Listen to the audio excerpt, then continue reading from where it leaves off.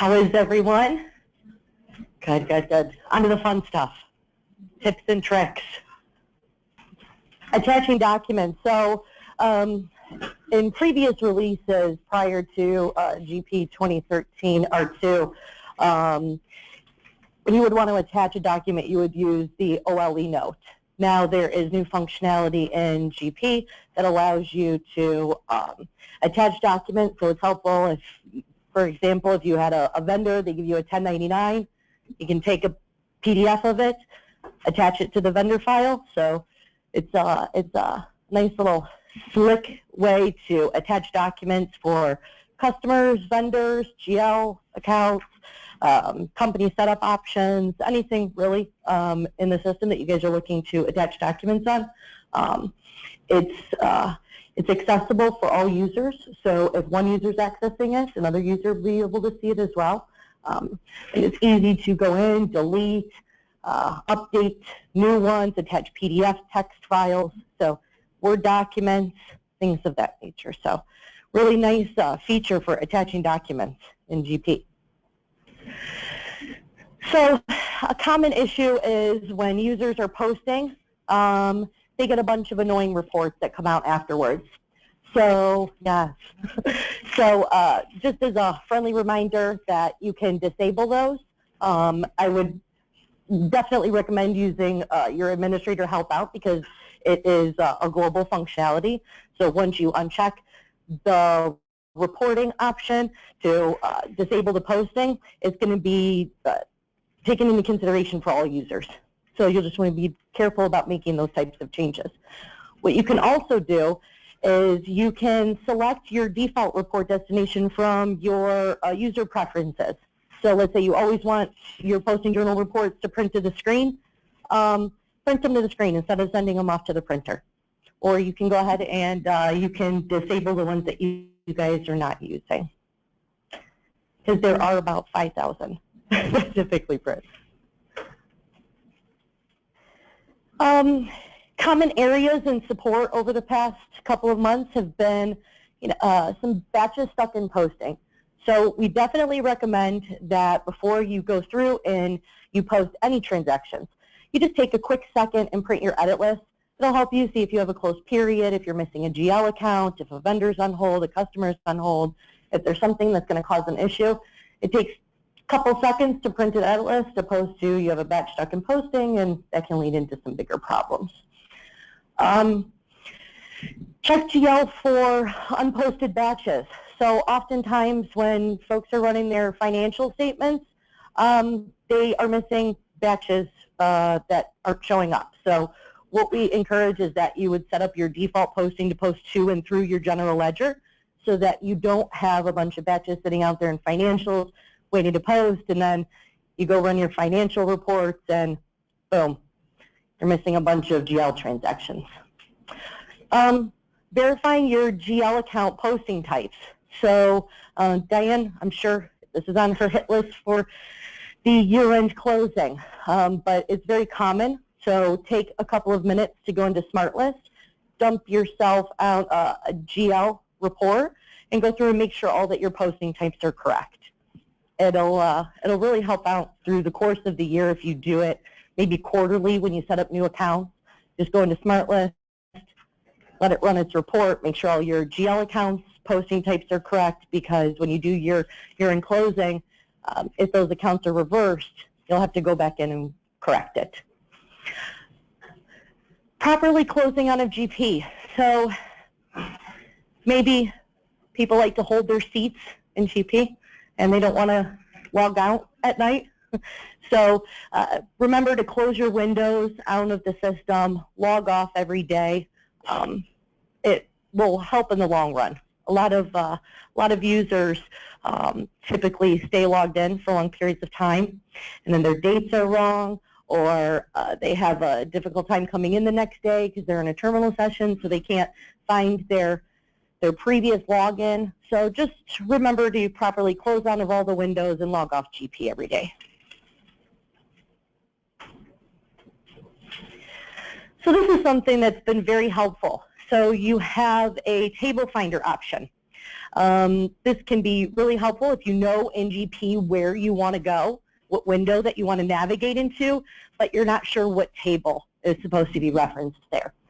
So in every window of GP, if you click up at the top and you go to Tools and Table Finder, it'll provide you that information, so it's helpful for you to create your reports based off of those.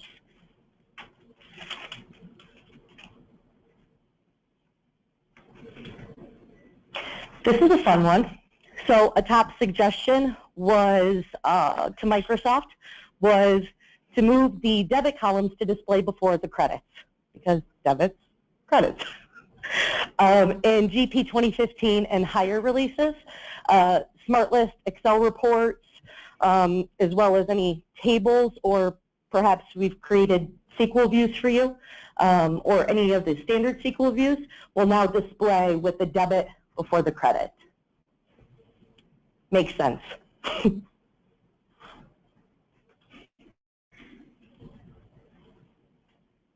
This is a cool one too. So exporting formats as numbers. So in Smart List, prior to GP 2016, those values were coming in when you would export a report out. Those fields would come out as a text. What's really cool is that now you have the ability to export numbers from Smart List records into Excel, and you can format them to mathematic calculations and values, and it's really nice for the users that like to drop their files out into Excel and do their own magic.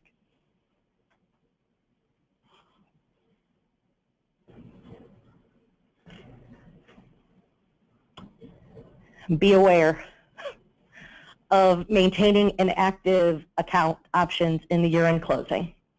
So starting in GP 2013, Microsoft added a checkbox, and that checkbox is to maintain inactive accounts, and also with budget amounts and all inactive accounts. So you can't default that box automatically, so I would encourage you guys to check that, because it is easy to miss during the year-end closing process.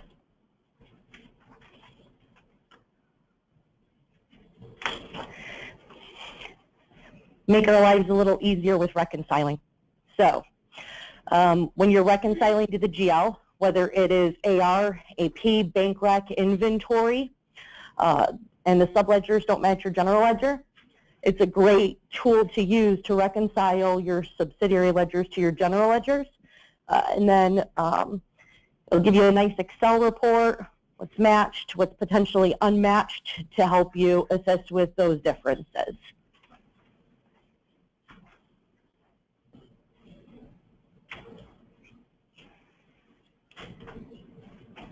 So for any of the payroll and HR users, this is very helpful. In the payroll setup, now what you are able to do is you are able to mask your Social Security numbers. So on reports, there's a simple checkbox option in the setup of payroll that will allow you to mask all of the Social Security numbers on all of your reports.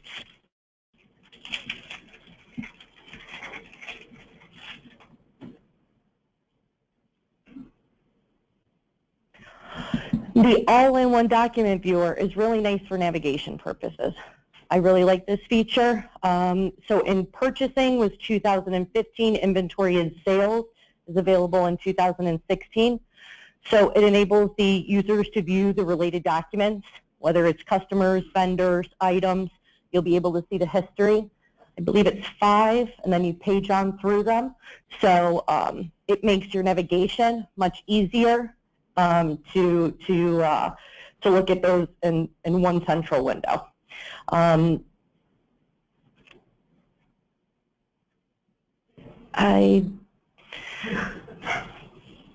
think that was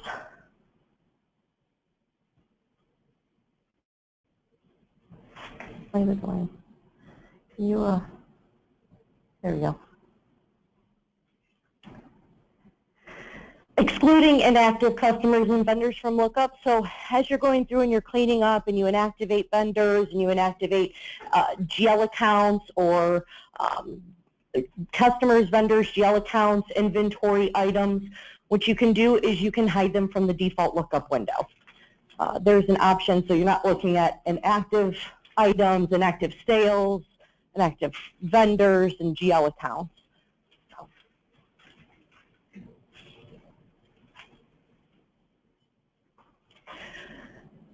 This has been a long-standing request for a lot of folks. They want the ability to add their customer and vendor information over to the GL. So when you're looking at the GL window, you have an originating master ID that'll trail back. It's easier to drill back that way. And a lot of client requests is that they want to be able to see what the originating master ID and the originating master name was. Now you have that capability.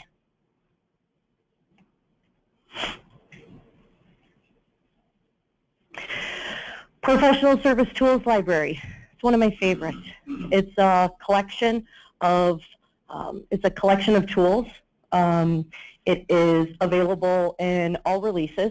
So even if you're on prior to GP 2015, GP 2013, 15, and 16, you're entitled to a suite of tools.